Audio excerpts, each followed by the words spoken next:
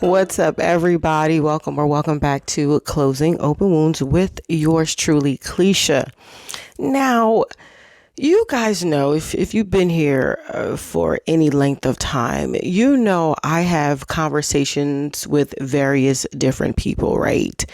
And in these conversations, I find things that need to be talked about and that, need to be expressed, if you will. Maybe you feel the same way. So, I'm your cousin and I'm here to help you. So I had a conversation, and it's nothing personal, but it gave me some insight, and I wanted to share it with you. And I want to talk about being a placeholder. Okay. Do you know what a placeholder is when it comes to relationships? Here at Closing Open Wounds, we talk about everything: healing, growing relationships, love, marriage, the Lord, all of the above, right? So we talk about these things.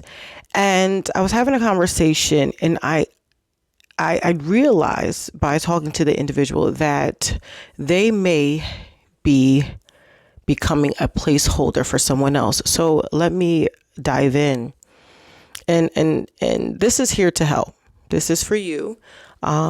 If you're coming across this video, or you can share it with someone else. But while most of us that are dating, those who are dating and whatnot, and you're meeting people and you're trying to find your person, right? Right. You're trying to find your person. And in the dating world, that I am realizing is that, one, it's very hard. And as a woman, I know it is hard for women to date. I do believe I'm into statistics, but I haven't looked this up. But I do feel that there are more quality women out there than men. I think there's more women than men. But I know that men have a hard time finding good women as well. So, my prayer is that everybody finds their person, right? But, just speaking from a woman's standpoint, dating is very hard. I have dated, I have, interacted with guys, whether my type or not, just to conversate to see if anything could happen, right? Could this be it? Could he be the one? And in my journey, I realized that I'm coming to the conclusion that it seems like everyone is chasing someone else. I like you, but you like someone else. And we're just going in this merry-go-round. You think of a merry-go-round and at the circus, at the park, we're going around, but no one's getting any closer to anyone. Like, no one's bridging the gap. It's the same. And, when people are talking to me and asking my advice about dating, my advice is to be with someone who wants to be with you. Be with someone who's not chasing someone else. And it's hard to tell, because a lot of people, unfortunately, are not honest when it comes to that. People are dating and getting on dating apps and meeting people, and they're not emotionally ready to date. Now, maybe you're getting on the app, maybe you're going out just to test the waters to see if you are ready. Maybe that's the case. Maybe it's another reason, whatever. But you find yourself, you like someone, and they are in love or like someone else. They're still with their ex, so have emotions still tied to that, and that's understandable. But if you're not ready to date, please stop. Get out of the pool.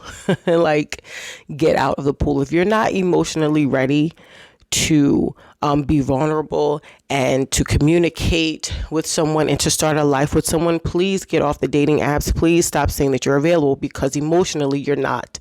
Physically you may be available, but emotionally you're not. And the one thing I don't like when it comes to dealing with men is that, in my opinion, this is not fact. You guys know this is just my opinion. It's not written in stone.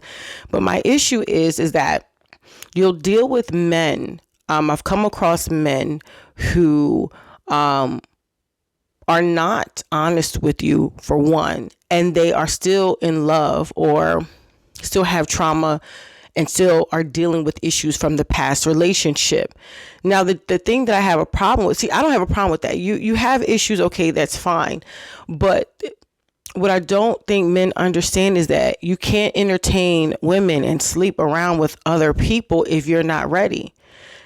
I respect a person that says, hey, whether male or female, I respect a person that says, hey, you're a nice person, but I'm still dealing with stuff from my ex and I'm not ready to, be with you intimately. Respect granted. Like, okay, wow, I'm probably even more attracted to you now because you were open and you were honest. But I don't like the people that want to keep you around so they don't feel lonely. You gotta be careful of the placeholders. They're out there. They're more out there than we think. That's why when you do encounter people, you have to have those deep conversations and you have to ask those questions early. I know some people are like, oh, it's too early to give them all this information. Well, if you are interested, then you'll, divulge that information, right? If you're serious, you want to see if this person is a match. But I just don't appreciate being a placeholder. And I don't want that for you. If you are in a situation where someone is unsure about you, you need to step back. And trust me, there's no judgment here. I have learned from my own mistakes. Love the person that's loving you. While you're chasing someone else, turn around because there's probably someone right there in your vicinity that would give you the world, and that's what's important to me anyway. And I just wanted to share that thought with you. I don't want you to be a placeholder. If someone is unsure about you, again, you have to step back. If someone is saying, I do have, still have feelings for my ex, it's not safe. And you have to have enough self-love, self-respect, and emotional awareness to know that this is not safe and you need to back away. I don't even suggest you being friends with that person. And I know that may sound kind of rough. I understand. I hear you in the comments.